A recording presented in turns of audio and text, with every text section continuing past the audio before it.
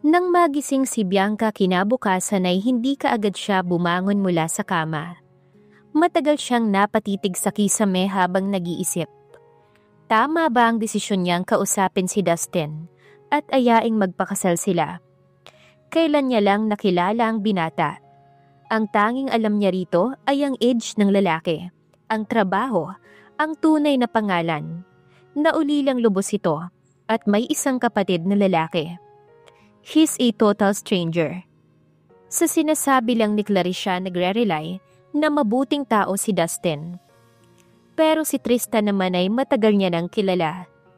Twice lang silang naging mag-on, but she soon realized na hindi pa rin pala niya gaanong kilala ang ex-boyfriend.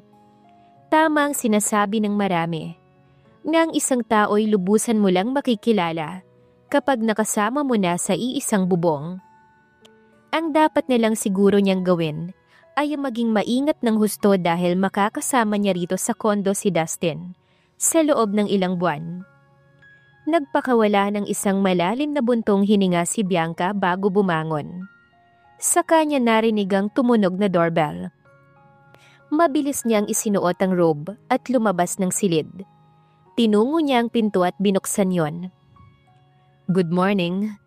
Nakangiting bungad sa kanya ni Dustin. Parang saglit na huminto ang pagtibok ng puso niya pagkakita sa binata. Talaga bang nagkakaganito siya kapag nakikita ang lalaki o kapag ngumingiti lang to? Pinilit pakalmahin ni Bianca ang sarili. "You're early, Ania." Ganito talaga ako kapag may kausap na tao. Ayokong nalilit, lalo na kung babae ang kausap ko.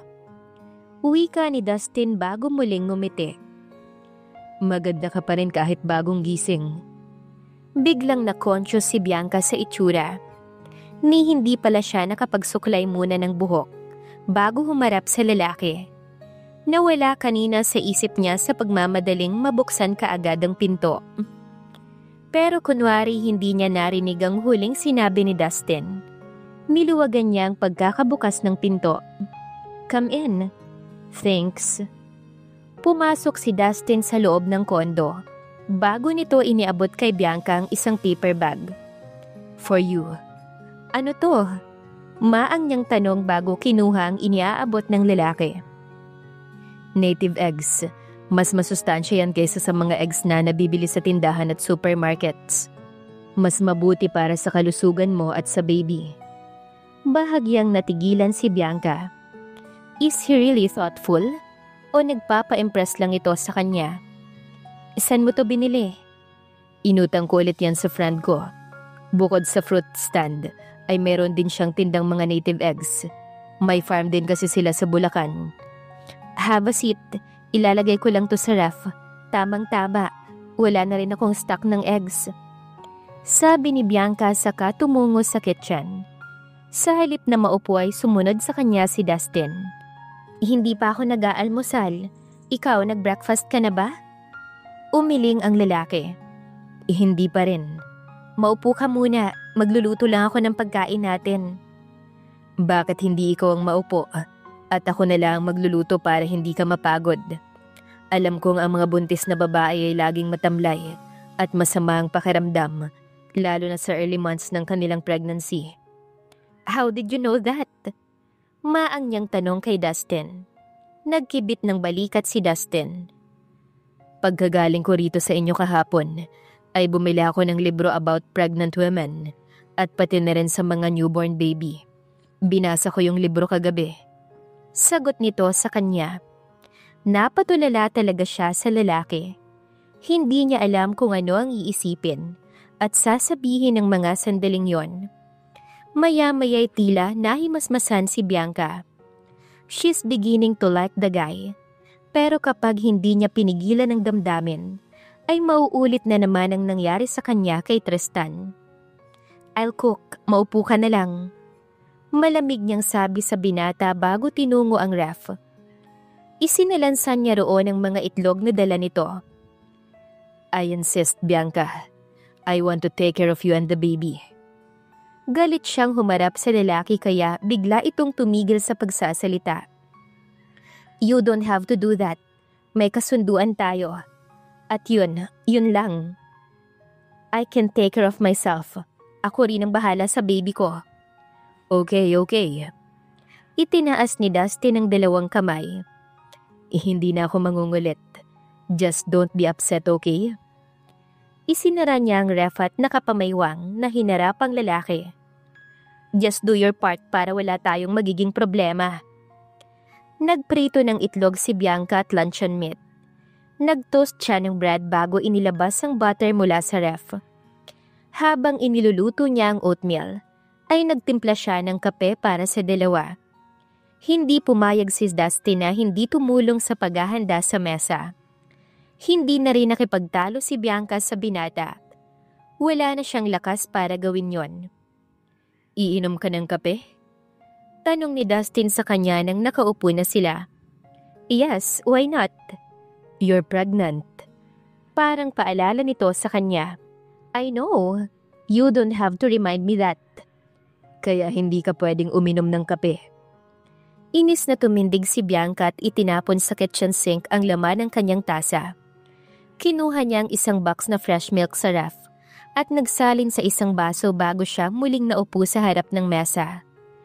Kahit naiinis siya kay Dustin, ay hindi niya maitatanggi sa sariling natatouch siya sa pagmamalasakit nito sa kanya. Matapos ikabit ang kanyang seatbelt, ay sumulyap si Bianca kay Dustin. Baka malimutan mo ang napag-usapan natin kanina at madulas ka. Ayokong magduda si Clarice. Sabi niya sa lalaki. Bakit hindi muna tayo dumaan sa doktor para makapagpa-check up ka? Bukas ako pupunta sa doktor, pero mag-isa lang ako. Ngayon na Bianca, gusto kitang samahan sa unang check-up mo. Magiging mag-asawa na tayo, remember? Alam mo bang lumalampas ka na sa limitasyon mo? Magpapakasal tayo para may maipakilala lang akong ama ng batang dinadala ko sa aking pamilya. Yun lang yun. I insist. Kung hindi ka papayag na magpa-check up muna ngayon, ay kalimutan mo nang may pinagkasunduan tayo. Are you threatening me? No. Mabilis na sagot ni Dustin sa dalaga. Sinasabi ko lang ang gagawin ko kapag nagmatigas ka pa. But are you threatened? Inis niyang inistart ang makina ng sasakyan. Hindi siya makapaniwalang may pagkabossy at dominante ang lalaking to. Paano silang magkakasundo kung ganitong parehong matigas ang ulo nila? Bandang huli pinili ni Bianca na sundin ng lalaki. Pumunta sila sa pinakamalapit na klinik sa kondo niya at nagpa-examine siya. Nalaman niyang 5 weeks na ang baby sa tiyan niya. And the baby's doing fine. Niresetahan siya ng vitamins at pinayuhang magpa-check up siya regularly. Nagulat si Bianca nang si Dustin ang nagbayad sa fee ng doktor. At nang bumalik sila sa kotse, kinuha nito sa kanyang susi. Dahil ito raw ang magda-drive. Hindi na nakipagtalo si Bianca sa binata. Maging nang ihinto muna nito sa harap ng isang bilihan ng gamot ang sasakyan. Matapos kunin sa kanya ang reseta ng doktor, ay umibis ng sasakyan si Dustin. Pagkaraan ng mahabang sandali, dala na nito ang isang plastic na may lamang mga vitamins. Natutuwa siya sa pagmamalasakit at pag-aalaga sa kanya ni Dustin. Pero hindi niya gusto ang feeling na parang unti-unti na siyang nahuhulog sa binata. Pumunta si Dustin sa apartment na ni Clarice sila pagkaraan. Matapos niyang pindutin ang doorbell, ay hinintay ni Bianca na buksan ang kaibigan ng pinto. Hindi naman nagtagal ay bumukas yun at bumungad si Clarice bago ito napangiti pagkakita sa kanya. Bianca, buti naman dumating ka na. Alam mo bang kagabi pa ako hindi makatulog dahil sa sorpresang sasabihin mo sa akin? Isip ako ng isip kong... Napatigil sa pagsasalita si Clarice nang makitang palapit sa kanila si Dustin. Wait, nandito rin si Dustin? Magkasama kayong dalawa? Yes, Clarice. Sagot ni Bianca sa kaibigan. Nang hustong makalapit si Dustin ay agad itong umakbay kay Bianca. Natigilan naman ang dalaga sa ginawang iyon ni Dustin. May problema ba, Clarice? Tanong ni Dustin sa babae. Nagtatakang nagpalipat-lipat ng tingin si Clarice sa dalawa. Wait, kayo bang dalawa ay may mutual understanding na? Usisa nito. At tubiling ngumiti si Bianca sa kaibigan. Hindi ba dapat ay papasukin mo muna kami? Pilit ang ngiti na sabi ni Bianca. Parang napahiya naman si Clarice sa narinig. Oo nga pala, pasok muna kayo. Nang patuloy na sila ni Clarice sa loob ng apartment, ay naramdaman ni Bianca ang paghawak ni Dustin sa isang kamay niya. Gusto niyang bawiin ang kamay mula rito, pero bigla niyang napansin si Clarice. Matama nitong pinagmamasdan ng bawat kilos nila ni Dustin. Naupo sila sa mahabang sofa. Hindi pa rin binibitawan ni Dustin ang kamay niya at ipinatong pa ngayon sa isang hita nito. Wait ha, medyo gulat pa rin ako. Sabi ni Clarice bago na upo sa katapat na sofa. The other day lang kayo nagkakilala at dito yun mismo sa apartment ko. Yesterday ay tumawag kayo pareho sa akin at I went to her condo. Putol ni Dustin sa iba pang sasabihin ni Clarice. Napatingin naman si Clarice kay Dustin. Pumunta ka sa condo ni Bianca? Okay. And we decided to get married soon. Napatulala muli si Clarice sa kanila. Parang na-shock ito. What? Are you serious? Of course, we're serious. Sagot ni Dustin kay Clarice. Hindi nagsasalita si Bianca ng mga sandaling yon. Hinayaan niya na lang si Dustin at nagpapasalamat siya dahil okay naman pala to. Mukhang hindi ninenervyos sa drama nila. Okay, kailan niyo gustong magpakasal? Maybe 2 weeks from now. Nanlaki ang mga mata ni Clarice na narinig. 2 weeks from now? Maang nitong sambit. Yeah, 2 weeks from now. Kakagaling lang ni Bianca sa isang relasyon at ikaw naman ay isang freewheeler. You've dated so many women and may mga naging girlfriends ka pero kahit minsan ay hindi sumagi sa iyong isipan ng kasal. Kaya ang akala namin ni Nico ay wala kang balak magpakasal kahit na kailan. Nagtataka si Bianca sa sinasabi ng kaibigan. Ganoon ba kakilala ni Clarice si Dustin? Well, you're wrong, Clarice. Hindi ba't nasabi ko sa'yo one time na kapag natagpuan ko na si Mrs. Wright, ay saka ko iisipin ng tungkol sa pagpapakasal? Now, here she is. Narinig ni Bianca na saad ni Dustin sa sinabi ng kaibigan. Of course, I have intentions on getting married someday. But now, dumating na si Bianca sa buhay ko, kaya hindi ko na siya pakakawalan pa. Habang nagsasalita ang lalaki, naramdaman ni Bianca na humihigpit ang hawak nito sa kamay niya. Gusto niya na sanang bawiin yon dahil nangangawit na siya. Pero nang tangkain niyang hilain ang kamay, ay hindi pumayag si Dustin. At sa halip ay dinala pa nito yon sa mga labi bago hinalikan. Nag-init ang mga pisngi ni Bianca. Hindi lang dahil nagiging sobra na ang lalaki, pero ngayon lang nangyari to sa kanya. May ilang pagkakataon before, nakasama niya si Tristan, at kasama rin nila si Clarice pero kahit minsan, ay hindi nag-display ng affection si Tristan sa harap ni Clarice. O kahit sa iba pang pagkakataong, iba naman ang kasama nila ng dating nobyo. Naiilang siya pero parang natutuwa siya sa ginagawa ni Dustin. She felt very special and loved. Okay, sabi ni Clarice bago itinaas ang dalawang kamay. Wala na akong sinabi. Sana lang ay totoong pag-ibig na ang nararamdaman ninyo para sa isa't isa at hindi simpleng attraction. Mahal magpaanal ng kasal at malaking abala pa. Tumango naman ang dalawa, patunay na gusto ang nadarama nila sa isa't isa. Inaya si Bianca ng kaibigan sa kitchen at naiwan si Dustin sa salas. Nakahinga ng maluwagang dalaga. Kapag kasi nasa tabi niya ang lalaki, parang hindi siya makakilos ng husto dahil nakokonsyo siya. Desidido na ba talaga kayong magpakasal ni Dustin? Habang nagtitimpla ng juice ay tanong ni Clarice sa kanya. Yeah, sana nandito si Nico para magkakilala na rin tuloy kayong dalawa. More than 1 year na kaming mag-on at last month ay engaged na kami. pero hindi ko pa rin kayo napapakilala sa isa't isa. Why don't you call him? Pauwiin mo rito. Sasabihin ko kay Dustin, mas makikinig yun sa kanya. Bakit naman? Ikaw ang girlfriend ni Nico kaya bakit mas makikinig siya kay Dustin? Because my dear. Parang biglang natigilan si Clarice bago ngumiti. Best of friends sila, remember? Kaya nga minsan nagsiselos ako kay Dustin dahil ang akala ko ba'y ang brother ni Dustin ang best friend ni Nico? Natigilan naman si Clarice. Saka ito kumuha ng 3 baso at nagsalin doon ng tinimplang juice. Oo nga, ganon din yon. Close din sila sa isa't isa, sina Dustin at Nico. Magsasalita pa sana si Bianca pero biglang sumulpot sa kitchen si Dustin. At mula sa likuran niya'y iniyapos nito ang isang braso sa may taas ng balikat niya. Otomatikong napahawak siya sa braso ng lalaki upang alisin sana ang pagkakayapos nito sa kanya.